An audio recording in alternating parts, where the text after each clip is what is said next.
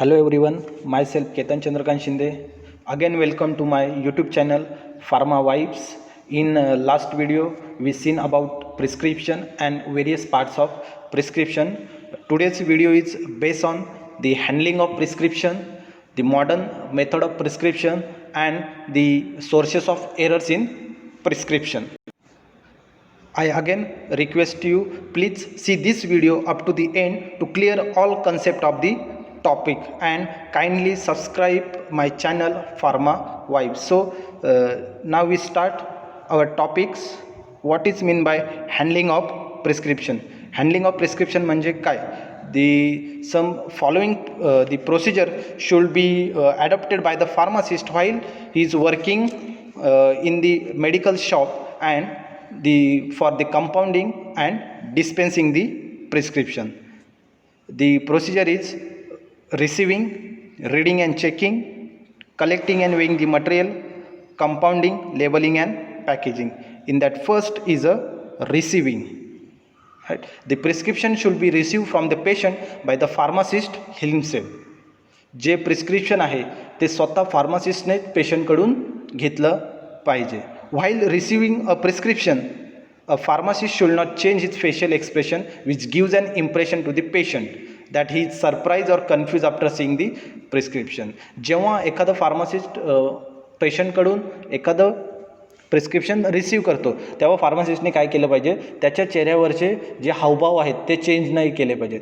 कारण जेव्हा एखाद्याचं प्रिस्क्रिप्शन वाचलं जातं आणि फार्मसिस्टच्या चेहऱ्यावर एक्सप्रेशन चेंज होतात तेव्हा काय होतं, जो पेशंट आहे त्याच्या मनामध्ये त्याला जे असलेले आजार आहे त्याच्याबद्दल भीती वाढते, तो कन्फ्यूज होतो.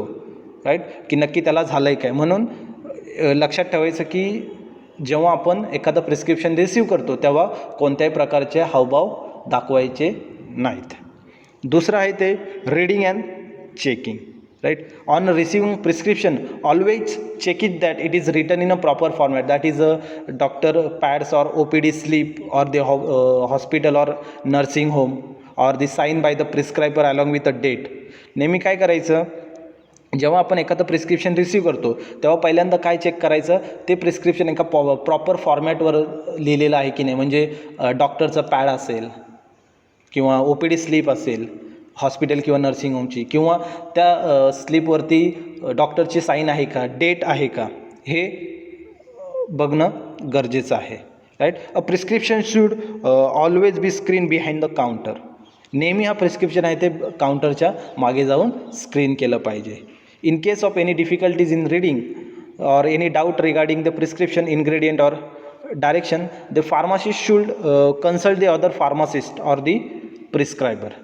म्हणजे एखादं जर त्या प्रिस्क्रिप्शनमध्ये डाऊट वाटत असेल फार्मासिस्टला तर त्यांनी त्याचा जो सिनियर फार्मासिस्ट आहे किंवा जो प्रिस्क्रायबर आहे त्याला कन्सर्न केलं पाहिजे, त्याला विचारलं पाहिजे नक्की याच्यामध्ये काय लिहिलं आहे. Right, but under no circumstance the patient should come to know about it.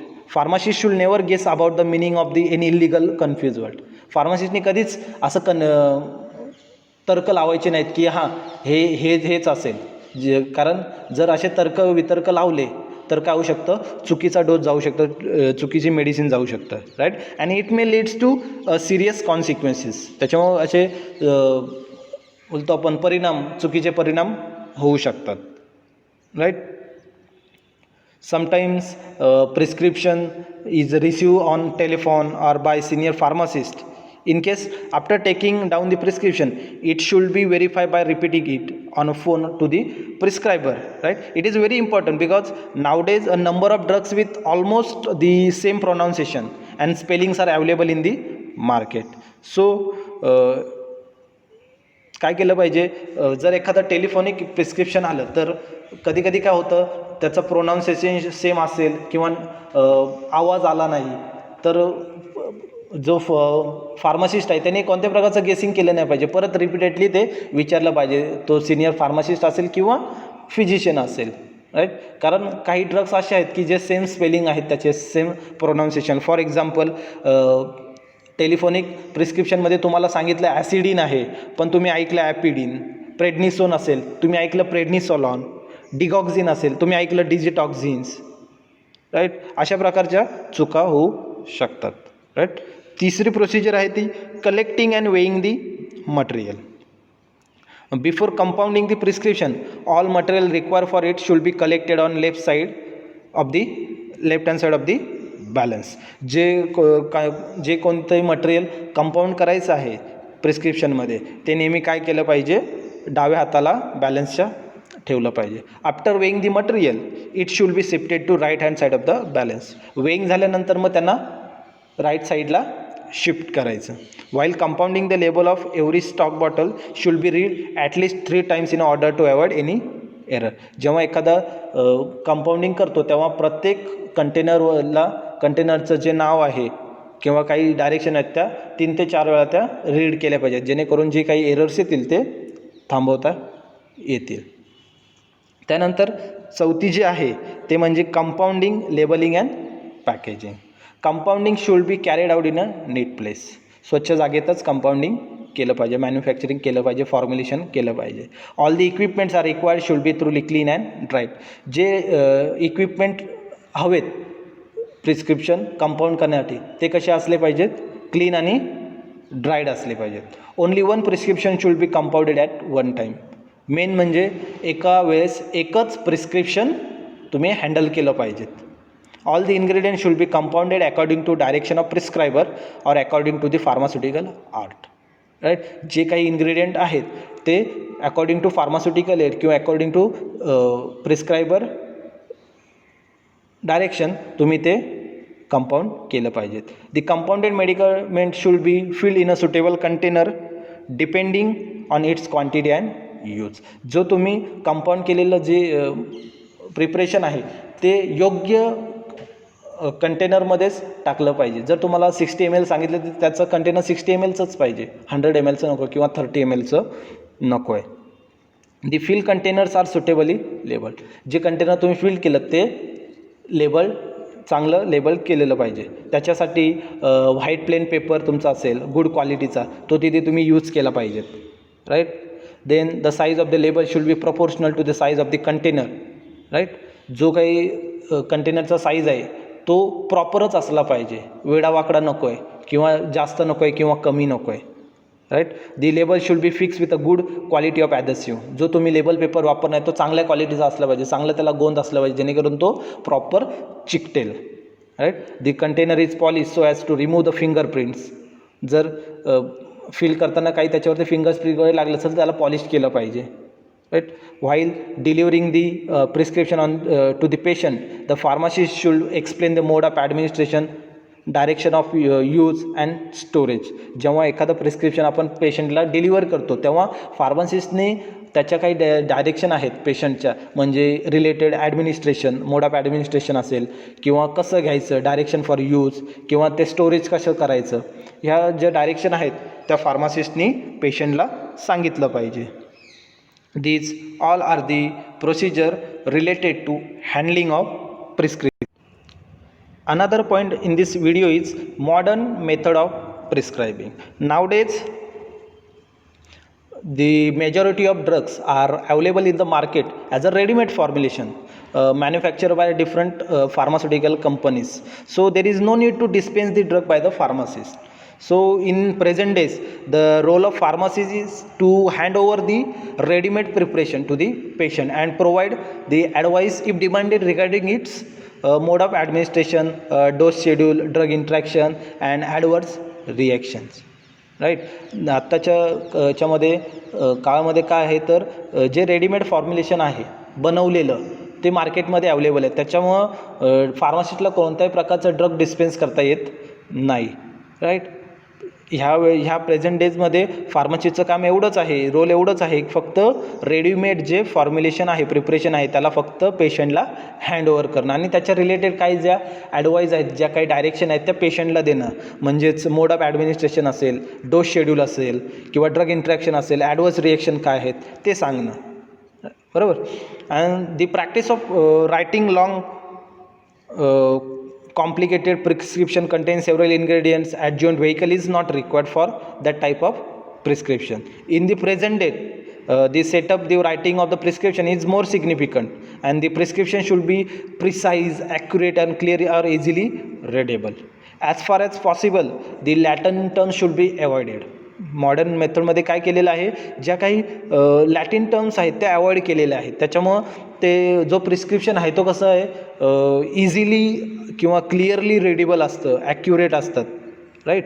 But in olden days the Latin language was use to conceal certain facts from the patient. But now days the prescription are written in a English language and the dose is prescribed in a matrix system for the convenience of the patient. आत्ताच्या काळामध्ये काय आहे, present डेजमध्ये prescription हे English लँग्वेजमध्ये लिहितात आणि त्याचा dose आहे हा नेहमी मॅट्रिक्स सिस्टीममध्ये असतं किंवा ML किंवा ग्राम किंवा MGमध्ये, right.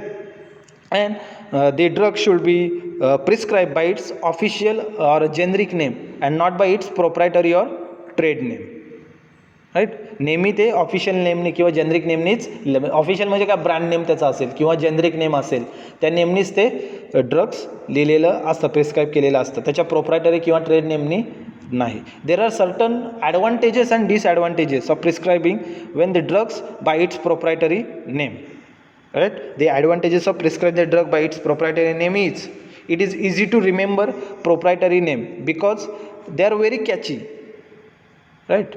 For example, crocin, right?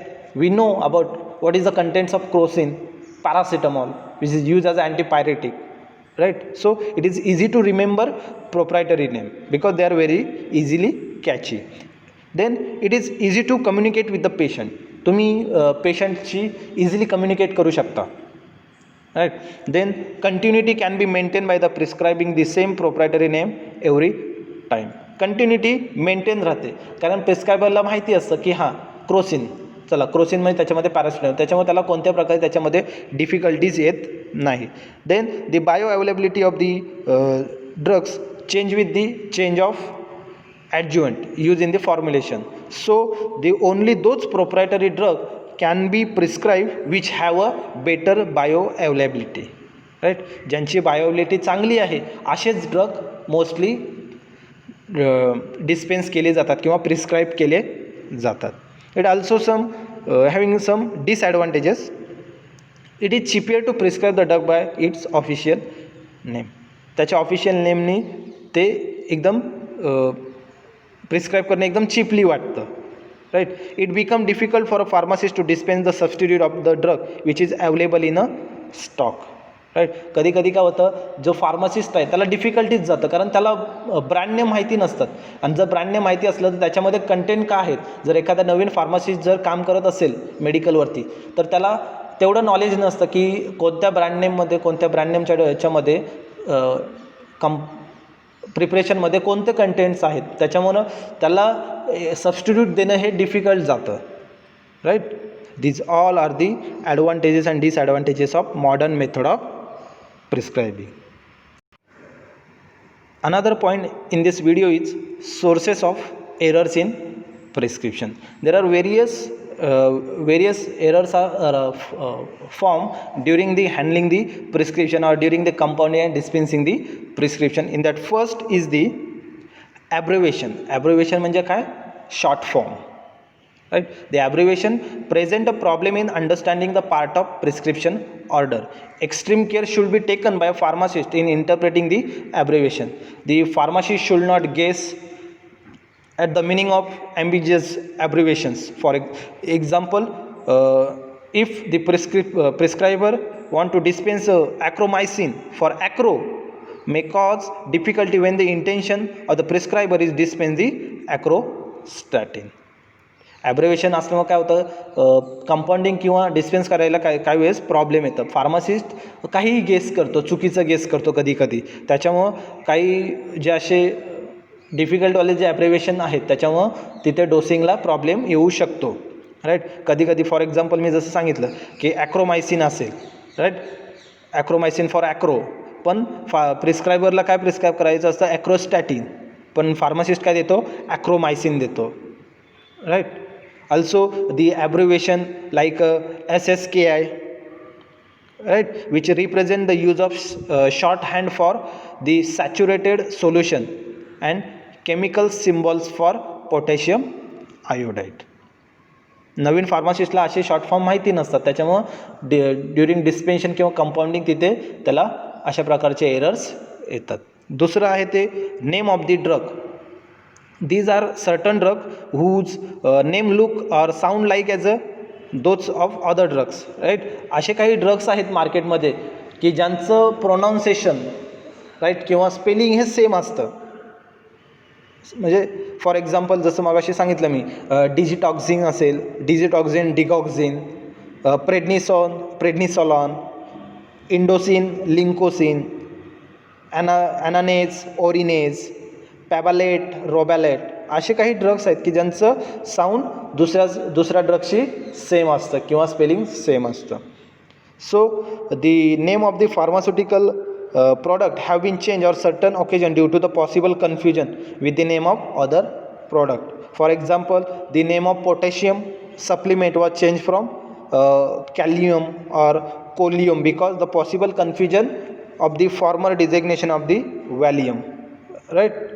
These are the name of drug. Another error is strength of the preparation. The strength of the preparation should be stated by the prescriber. प्रिस्क्रायबरने नेहमी जे strength आहे प्रिपरेशनचे ते लिहिलं पाहिजे, right. It is essential when the various strength of the products are available in the market. कधी लिहिलं पाहिजे? कारण जेव्हा एखादा ड्रग हा वेगवेगळ्या फॉर्म्युलेशनमध्ये मार्केटमध्ये अवेलेबल असतो, राईट, वेगवेगळ्या स्ट्रेंथमध्ये. फॉर एक्झाम्पल पॅरासिटामॉल घेतलं तर पॅरासिटामॉलची टॅबलेट ही 350ची पण असते, राईट. त्यानंतर 500 mg असते, राईट. देन 650 असते. मग असे काही जे स्ट्रेंथवाले जे ड्रग्स आहेत ते तिथे स्टेटेड केले पाहिजेत, लिहिले पाहिजेत, right. For example, it will be a wrong decision on the part of pharmacist to dispense a paracetamol tablet 500 mg when the prescription for the paracetamol tablet is received with no specific strength, right? That is strength of preparation. Then fourth one is a dosage form of the drug prescribed. Many medicines are available in more than one dosage form. For example, liquid, tablet, capsule, suppository, ointment, etc. And the pharmaceutical form of product should be written on the prescription in order to avoid ambiguity, right? असे काही medicines आहेत की त्यांचं dosage form, वेगवेगळे dosage form मार्केटमध्ये available आहेत. मग काय होऊ शकतं, जर एखाद्या प्रिस्क्रायबरने तिथे जर त्याचं डोसेज फॉर्म मेन्शन केलं नाही तर मग ते तिथे प्रॉब्लेम होऊ शकतात. मग असे प्रॉब्लेम्स अवॉइड करण्यासाठी the prescriber should write the proper dosage form of the drug in prescription. Then another is a dose. In unusually the high or low dosage should be discussed with the prescriber. The pediatric dosage may present a problem, so pharmacist should consult pediatric pathology to avoid any error. मग असे काही paediatric काही prescriptions आहेत ज्याच्यामध्ये कधी कधी dose लिहिलेलं नसतं. मग फार्मासिस्टने आपलं जो फिजिशियन आहे त्याला ते कन्सल्ट केलं पाहिजे की नक्की तिथं डोस काय आहे, जेणेकरून अशा प्रकारचे जे एरर्स आहेत ते अवॉइड केले जाऊ शकतात, right. Sometimes a reasonable dose is administered too frequently or the reasonable dose is administered too frequently. For example, the prescription for the sustained release formulation to be administered after very 4 hours should be thoroughly checked because such dosage form are usually administered only 2 to 3 times a day. जे sustain release formulation असतात ते काय केले जातात, दिवसातून 2दा किंवा 3दाच घेतले जातात. त्याच्यामुळं ते प्रत्येक वेळी फार्मासिस्टने फिजिशियनला कन्सर्न केलं पाहिजे किंवा फार्मासिस्टने फिजिशियनसोबत डिस्कस केलं पाहिजे. नेक्स्ट आहे ते instruction for the patient, right. The instruction for the patient which are given in the prescription are incomplete or omitted. कधी कधी काय होतं, जे काही पेशंटला डायरेक्शन दिलेली असतात त्या कधी कधी अनकम्प्लीट असतात, राईट, किंवा तिथे गाळ्या गेलेल्या असतात. त्याच्यामुळं the quantity of drug to be taken, the frequency and the time of administration, the route of administration should be clearly given in the prescription so to avoid any confusion. अशा काही directions आहेत त्या फिजिशियनने नेहमी त्याच्यामध्ये प्रिस्क्रिप्शनमध्ये लिहिल्या पाहिजे, जेणेकरून फार्मासिस्टला confusion होणार नाही. असं कन्फ्युजन अवॉइड करण्यासाठी अशा प्रकारचे इन्स्ट्रक्शन लिहिणं गरजेचं आहे. आणि जे लास्ट आहे ते म्हणजे इनकम्पॅटिबिलिटी. आता इनकम्पॅटिबिलिटी म्हणजे काय? When 2 or more drugs are combine together they give a unwanted product or unwanted form of the product called as incompatibility. म्हणजे नको असलेला प्रॉडक्ट तिथे तयार होतात जेव्हा 2 ड्रग एकत्र केले जातात तेव्हा. So it is essential to check that there are no pharmaceutical or therapeutical incompatibilities in a prescribed preparation, and that different medicines which are prescribed for the same patient do not interact with each other to produce any harm to the patient. So certain antibiotics should not be given with the meal since it significantly decrease the absorption of the drug. मग असे काही antibiotic आहेत ते जे जेवणासोबत घेत नाहीत, कारण तिथे ते ड्रगचं ॲब्झॉर्प्शन कमी करतात. For example different drug prescribed same patient may cause synergism or antagonism. For example, acetylcholine and atropine produce antagonism, right? This is the incompatibility, and these are all about the sources of errors in. So this is all about the handling of prescription, modern method of prescription, and the sources of error in the prescription. So guys, thank you, and if you like this video then like, comment and share, and don't forget to subscribe my channel Pharma Vibes. तर असेच pharmaceutics related video बघण्यासाठी माझ्या चॅनलला subscribe करा, जेणेकरून तुम्हाला नवनवीन फार्मास्युटिक्सबद्दल शिकायला मिळेल. सो परत भेटूया पुढच्या व्हिडिओमध्ये एक नवीन टॉपिक घेऊन. तोपर्यंत stay home, stay safe. Good bye.